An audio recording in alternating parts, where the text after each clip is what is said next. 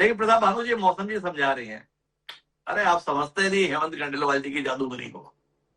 आप समझ पाए प्रताप भानु जी क्या कहते हैं आप?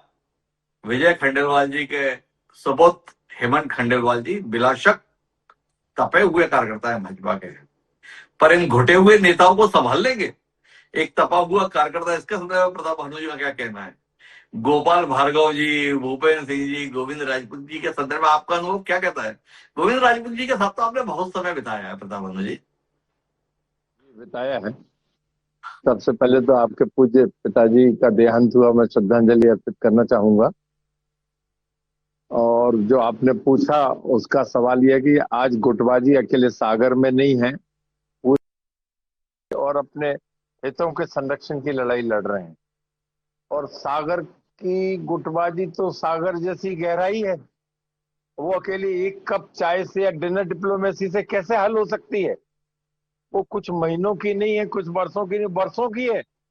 और जो तपस्वी नेतृत्व वहां भाजपा का था, जिसने कर्मठता से काम किया था, उसे दरकिनार करके दल बदलुओं को यदि स्थान दिया गया, सबसे पहले तो कार्यकर्ताओं वही मतभेद है पूरा का पूरा। अब मैं जो समझ सका हूं इसमें, मंत्रिमंडल में बढ़ने की ये शामिल होने की ये प्रतिस्पर्धा है, एक दूसरे की टांग खींचने का प्रयास में हेमंत खंडेलवाल जी ने अपने आप को कुछ करा है इसमें। पर जैसा आपने कहा, 5 बार टेलीफोन के बाद कोई चाय का आयोजन या डिनर का आयोजन हुआ, इस तरह से लगातार मुझे सिर्फ ये समझ में नहीं आ रहा कि अगर अकेले डिनर डिप्लोमेसी से या चाय के प्याले पर इकट्ठे होने से मनभेद और मतभेद हल हो ही नहीं सकते।